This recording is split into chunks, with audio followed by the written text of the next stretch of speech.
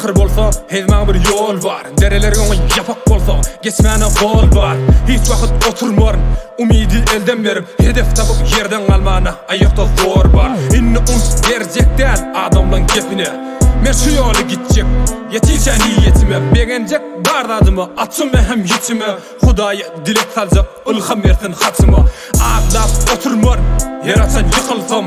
özümü sayılacak eğer cemne sıkılsam umidi elden vermer münçe yıllar otursam arduluğumu hasil edecek tohum bolup ekilsem dünyamız kıyska olsa nem için oturaylı tapıp yortup dayağı durup İşimiz bitireyli Oğul gıyız aktıklarımızı bar ardına getireyli Ata baban kadırlarını şeydip yada getireyli Kâda otur vakt koy öd yüreğini asmana Yüreğine batırlık bir koplatlardan geçmana Öd ödüne kudret ver Kana takıp uçmana Birin davulun başını git Korkmağın asmana Oyan oyan oyan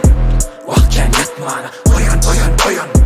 Yorken gitmene Oyan oyan oyan Huday canı yetmene Oyan oyan oyan Turup dağı yıkmana Oyan oyan oyan Vakken yatmana Oyan oyan oyan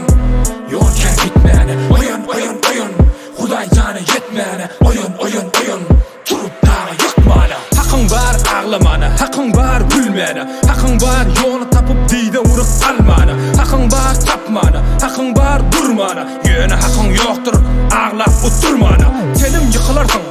Telim kalarsın Telim bir dünyan Kılığın alarsın Yanarsın, düşersin O içine düşersin Bu yolda yoktur ölüm Düşüp çıkarsın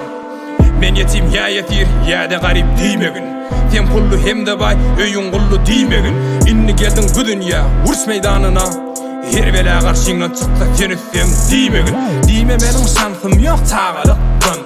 Hiç bir da ele gelmer sadalıktın Köp mira adam şona deyip oturma Sen saydın köp cemlere gidip oturma